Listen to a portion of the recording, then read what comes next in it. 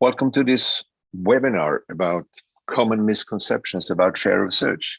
Share of search, as you know, the new metric that is starting to gain more and more interest, but still, when something is new and interesting, you also get a lot of questions. Today, we're going to address low search volumes. But first, Frederick, let's talk about just 30 seconds who we are. Who are you, Frederick?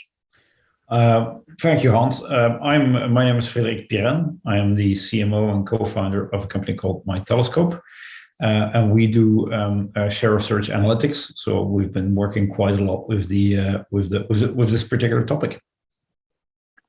Great. And I'm Hans. I worked with advertising for my whole life, which is forever, and sharing my time between Swedish agencies and New York-based business-to-business agencies. As a practitioner, always looking for a way to prove to our clients and make it possible for them to prove to their higher ups that what we do is valuable, creates business. So that's why I'm especially happy to be able to understand and talk about share of search today. Frederick, can just give us a few seconds about what share of search really is? Sure. I mean, share of search is being discussed quite a lot now, and I think it's relatively straightforward. One of the tasks that we have as marketeers is to create attention, create interest, create that, well, some people call it desire, but mainly that interest, and get people's minds going and think like, this is something interesting, right? What we've seen in the last years or decades even is that whenever people are interested in something, maybe a topic or product or whatever, one of the first things they do is that they will go and search for it. And think about yourself. I mean, I probably you are one of the 83% of people who do the same thing, is that they start by searching online. And where they start searching is, in most cases, Google, right? So share of search is basically checking how much of that mental availability, how much of that mental space did we manage to create by looking at the search volumes. But in order to know whether it's a good search volume or a bad search volume, we need to compare it to something. And that comparison then becomes share of search. So you look at the volume of your brand or topic compared to the competitors or competitive set you want to look at, and you put that as a percentage. That's what share of search is. Yeah, great. And what I especially like is that it shows what people do, not just what they say. Mm-hmm. Even if they say, I like this brand, by searching for a brand, they show real interest, and action speaks louder than words, I think. Yes. No, it's definitely, it's unprobed, right? I mean, we're not asking them, we're basically just looking, what are people typing into the search field? And you can't get any more basically into what are they thinking of at that specific moment than what they're typing in there. Great, thank you so much. We said that today's topic is how do you handle low search volumes, but what is low and what is high, and what implications does it have if you have low or high? Yeah, that's one of the questions that we often get is what is the minimum amount of searches we need to get, right, in order to get a result? And the answer to that, there is no real minimum, right? I mean, you can have 1,000 searches per month. Is that low? Is that high? It all depends on the perspective that you have, right? And again, it all depends on the perspective of the other people you have against you. There's a lot of differences. If you take, for example, ice cream, right, which is a category that we've been investigating, not many people are searching for ice cream. I mean, I know for myself, I've never, Googled Magnum in my life. I think Magnum ice cream, or at least not to eat it. So I don't know if you've ever looked into any of those specific categories. But there you see that the search volumes aren't that high. So if you then look at other categories where I guess there is a lot of higher interest, watches or sneakers, for example, well, then 1,000 searches per month could be, very low. but it also depends on the territory that you're looking at, right? Are you looking in Luxembourg? In Luxembourg, 1,000 searches might be a lot. If you're looking at the US, then 1,000 searches might be low. So you definitely have to keep those parameters in mind. And it doesn't mean that when there's low volumes, it doesn't necessarily mean that there has to be that it's a bad thing. It can still be very much representative. If you're looking at actual numbers, just as being curious, what's the lowest number of searches you've come across and still found it meaningful? 190. Okay, over a month? Yes, yeah, 190 over a month. And that's actually quite funny because that was one of the examples that I brought with me, which is what we were looking at. We did a study for ice cream categories across the Nordics. And so Nordics, it's Sweden, Denmark, Norway, Finland. And we started looking into the Swedish market to every single ice cream brand that there was. Now, again, I've never Googled ice cream prior to buying it.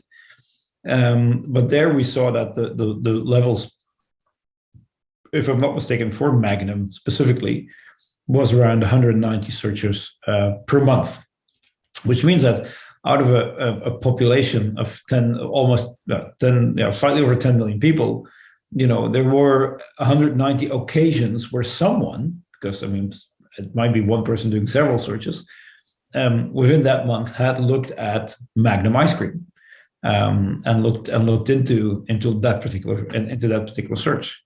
And that was quite interesting because we did still see something meaningful.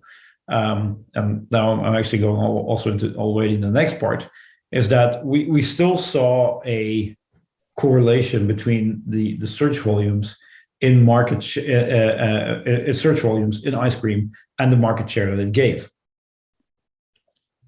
So, yeah. But this is, of course, really when it gets down to business, where share of search means business. So how often do you find this correlation where the curves follow each other as nicely as they do here? Well, as nicely as they do, here the curves follow each other quite nicely, which is very good, right? And this was specifically for this particular ice cream brand in Sweden. When you ask me how often do the curves follow just as nicely as this one, it will be about 50% of the cases, right? That doesn't mean that the other cases aren't having correlation, but what we then see more is that there's correlation in the trend lines, right? So if we were to take the trend line of the blue line or the blue curve and of the pink curve, then those trend lines will be very parallel. That's what we've seen in most markets. And so even with small volumes, volumes as low as 190, we could still see that there was correlation towards the sales numbers that we were provided with. And I think that's also the proof, because when people ask them, okay, you have 190 searches for this particular brand, is that then representative for the market? Because when people are normally looking into surveys, it's always, what it's like, right?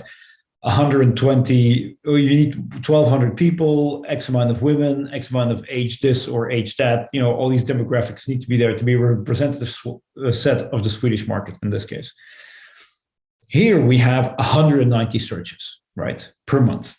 Who did those 190 searches? We don't really know. I mean, we to a certain extent, you can maybe look into how many women, how many men, what age, or where they were located. Some elements of that we can get. But we don't necessarily know what income class they're in and so forth and so forth. Yet we still see a correlation to the sales numbers. And this wasn't just, this part. This was across the board of ice cream brands. This was across the board of different industries as well. In total, we've done 12 industries right now where we saw this across the board. And what is interesting here is that even though the search volumes are low, they still seem to be very representative for the market. And that's normal, because I haven't searched for Magnum ice cream in my life, but I haven't searched for any other brand ice cream Right. for that matter in my life either. And the people who are, they're also the people who will compare, right? So when we looked at Magnum having 190 searches, Alvesta Glass, Dime Glass, which are Swedish ice creams, they had similar amounts. They had similar volumes. It was always somewhere between 150 or 200, or it was always around that same amount of searches that they had, which is then 190 low. Yeah, it's a low number as such. Is it bad? No, because every other ice cream brand seems to have the same. So then you still get it representative as long as you compare it to that. Then, of course, if you ask, okay, if I compare this ice cream set to the new Nike Air Jordan sneakers, then yes, of course, you will get a completely different weight ratio. But then you're also very much comparing apples with pears, which is not necessarily what share of search is used for. So your challenge as a marketer is obviously to, like you pointed out on your first slide, to make sure that the interest for your brand is relatively higher than the interest for your competitive brands. And Yes. one way with ice creams, obviously, and you mentioned Magnum, which is an international brand, though I think it's named differently in different countries, but still they come up with new flavors, new variations every year. And that is, of course, a way to keep the brand alive. And that's what marketers and product people have to do. Yeah, we saw that very much with energy drinks. There was a couple of more energy or these kind of drinks in the Swedish market, and one of them was very good by just constantly bringing out new flavors. So they had a much higher search volume. But what we also saw there is that they had an increasingly higher share of search, and they were gaining market share over time. So it's definitely something that helps. And as we said, it's relative. So if you want to, Magnum again, if you need to create more interest in your competitors. So if you bring it from 190 to 200 searches, you already done a significant increase. And you're not selling. It's not like people go like, do I want to buy ice cream or Nike Jordans? So you don't have that comparison. Have you, Fred, come across searches where there is zero, where there is really no searches? We have come across searches where there's zero. But prior to me going there, I'd like to just also talk then about that difference between industries, right? Because this is an interesting thing. You see certain industries where you have very low searches compared to if you see the number of volume that's being sold, right? But you also see the reverse, right? So because there's a lot of people who might be buying Magnum ice cream, but never search for it. But on the other hand, you have luxury goods, for example, where there's a lot of people searching for Ferrari cars and so forth, but who don't necessarily have the means to buy it, right? So all of these things then also have to be taken into proportion, right? And that's where the share of search becomes important. And it's also much more important to look at the trend of the search volumes. A lot of people still think as well as that, I have a low volume now and I'll manage in 1 week to get up to high volume, but I'm going to a low volume again. Will I then see a peak in sales, right? It's not that, it's not that following, it's a trend that follows. So Ferrari has a different thing. They have a lot of searches. They don't sell many cars on average per year, but for them, it's also, they need to look at the trends of how the searches continue over a longer period of time to see if the sales of the Ferrari cars will follow. So there you have a overrepresentation. So the problem is not too low searches. The number is just a lot of searches. But to answer your question, if people would get zero, we have seen zero searches, right? And it's, the biggest thing, of course, is that if you have zero searches and everybody else has searches in your competitive set, then you definitely have a problem, right? But zero searches is not necessarily something to panic for either, depending on the situation that you're in, right? We had a company who launched a new brand, right? Yes, they've put money behind some sort of advertising in the beginning, but they haven't generated a lot of searches yet. In the beginning, they were at zero, and that's good, because in one sense that means that maybe your marketing wasn't effective, right? And that's the funny thing, because when that person said, "Oh, but we have zero searches," and I said, "Okay, that means your marketing isn't effective." The initial response with that was, of course, that they got a bit upset, because they were like, "Yeah, but we've spent this money, and and it shows that it was all for nothing." And I told them as well, "Yeah, but you can also turn it around, because now you know that what you've been doing isn't working, so you know that you can change it, right? And you don't have to wait for the sales to either change and see if it helps or not. You obviously haven't managed to create that interest from the people, so you can act relatively quickly, and that's what zero search volumes mean as well. But also, if you want to look at competitive brands, right? So if you want to see upcoming brands in an industry, you can look at their searches and see how fast they go from zero to something, to see how much speed they're picking up as market. Yeah. Well, you can be excused for the first week or two if you launch a brand that you have zero searches, but over time, it's a real lesson for marketers and their agency partners, if they still have zero searches, to backtrack and do it better and do it right. Yes, absolutely. So that's an opportunity actually with this method to quickly see if you're succeeding, at least somewhat.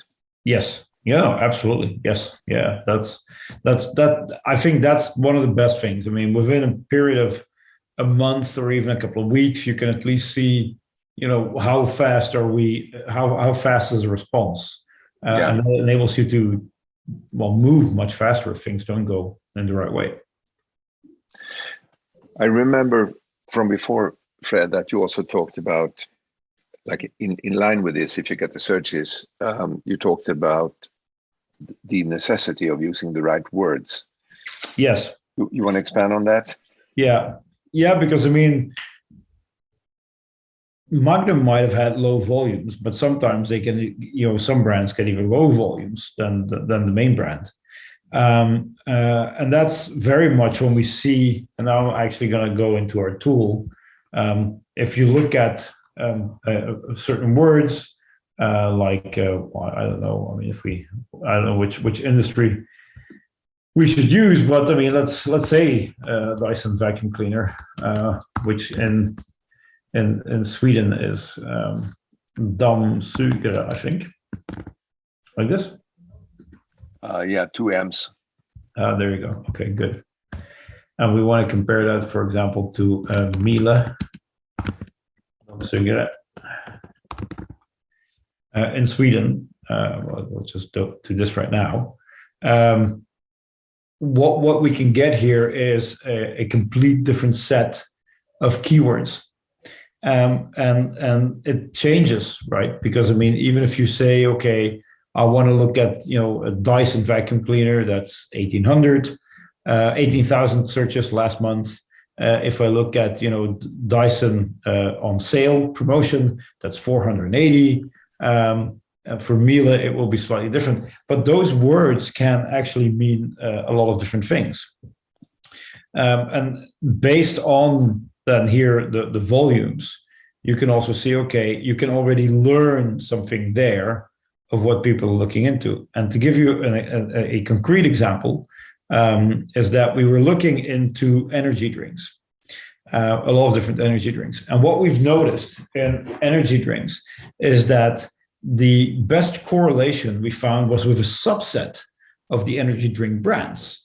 And in Sweden, it was a flat pack price. So you had to look at brand, flat pack, and price. And if you combine those three words, you had almost a straight correlation to their sales numbers. And when we started discussing this with the marketeers, they thought it was very interesting because, I mean, Byron Sharp always says, you think you have these, loyal customers and, who love your brand and brand loyalists, but the fact is that, on average, they're selling it a lot less. Well, here it very much proved that a lot of the business was driven by people who buy this in bulk, who are almost, I guess, addicted to this kind of thing, and who drink this quite a lot. And then what happened is that what happened there is that it also was the same for other brands. So that would show that you have people who drink quite a lot of this, but who aren't necessarily brand loyal, because if they find a price for a similar product at that moment, they'll move over there, right? But I also see that we have a question here from, well, it says anonymous attendees. We'll see who that is. But what does zero search mean in the My Telescope tool? Is that the term was not used in the last month, but has been used in the brand in the last year? Yeah, that's exactly what it means. So if we go back to our tool, which I mean, we've tried to show. Okay, now I have to check how this goes out here. Yeah, so if it says zero here at this part, and normally you get that in the end, that very much means that it doesn't mean that you have zero in this year. If the search word comes up here, it means that the search term has been used in the past, but only in the last month. In that case, this part means zero. That's exactly what it means. So, but I just want to clarify that with this example, right? But that also means then that if we go back here, you know, it gives you an overview of getting the right search word will definitely help you with getting the better correlations, even though it might be that search volume is even lower than what you had in mind before. Right. And like you, for a short moment, showed the tool, My Telescope. I know that you can interact with the tool. You can go back and forth and test different search words. Yes. But of course, important is to find the search word that the consumer uses or your target group uses. So you are totally in sync with that. Yes. Yeah, and I think that's one of the benefits that a tool like My Telescope has versus, for example, Google Trends, is that in My Telescope you'll get the search words provided to you, so you can have an overview of that. When you use something like Google Trends or others, you have to think about the search words and so forth, and then it becomes much more even of a trial and error than what we have in our tool. And secondly, which I think is quite important, is that My Telescope provides also the sentiment, right? So because now you have 190 searches for Magnum, but you don't know if all of those 190 are good searches. And I know they're not all good searches, because when we looked into specifically ice creams, there were some brands where they had one of the highest volumes in search words was number of calories, right? That it almost felt like people, either before they would eat an ice cream or maybe just after, kind of wondered how many steps they would have to climb in order to burn it off again. So that I thought was quite interesting. And I think, again, that maybe that's one of the main differences versus Google Analytics, that you're adding the sentiment. Yes, absolutely. And that will give you also a feeling then on whether people are looking. I mean, if you already have low volumes, does that then mean that people, the few people that search for you, are they doing that for you with a very positive interest, or are they doing that with bad, well, I would say bad intentions, but negative connotation? Well, great. Thank you so much, Fred. Let me see if we have another question here.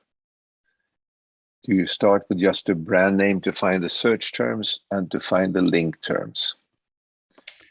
The answer is that becomes a bit of trial and error there. But normally, my advice is always think as a consumer, think as Google, right?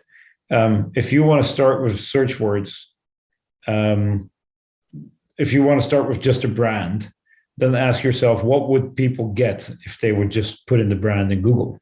Would they get what they want, right? Mm. And it's the same thing here. If you want to know, for example, we've done a webinar on that as well when we looked at outboard engines, and we had Honda as an example. Well, if you want to know Honda outboard engines, if you would just type in Honda in Google, you would get everything from motorbikes to cars to everything. So there you would also have to insert Honda Marine or Honda outboard engines. And it's the same thing in our tool. So think like a consumer, which is very often the hardest thing for users to do because they're so set in their category mindsets as marketeers that they have sometimes a little bit of trouble with it. But once they get the hang of it, it goes relatively quickly. Yeah, true. Another example that I heard before is, of course, if you're looking for an Apple mobile phone, you get strange results. But if you look for an iPhone, which is the word consumers use, you get the right results. Yes. Well, thank you. Magnum is the same, right? I mean, because Magnum is depending on which market, it's either Ola or GB or whichever brand. Right. But Magnum is kind of used everywhere, and very few people type in the brand name and Magnum. They will just type in Magnum ice cream because the product name became so strong. It's almost a brand itself. Well, thank you so much, Frederick. Do you want to sum this up? Because we're starting to. Yes, we have very limited. Yes, we have very limited time left, so I'm going to just scratch to. I mean, very simple wrap up, of course, is that low search volumes is not a problem as long as everybody else has them, right? If everybody else has higher search volumes and you have zero or you have very low, then you have a problem, and you definitely need to work more on it. But Hans, thank you very much. I mean, this is part of a series, so I just also wanted to take the opportunity to talk about the next ones that we're going to have, right? And that if people want to join and know more about misconceptions of SEO search, then they'll also have other opportunities in the future. That's great. And also, as I understand, if you want to try the tool, you can do it for free. Absolutely. Just go to mydelescope.io. You can sign in and log in. Try it for free for a month. Play around with it. If you have any questions, then there's Carl, who's one of our customer success people, who's always there. You can use it by chat or just email us, or we'll definitely be able to help you out. That's great. Well, thank you so much for attending, you people out there, and hope to see you next week again when we talk about B2C or B2B for SEO search. Bye now. Absolutely. Bye.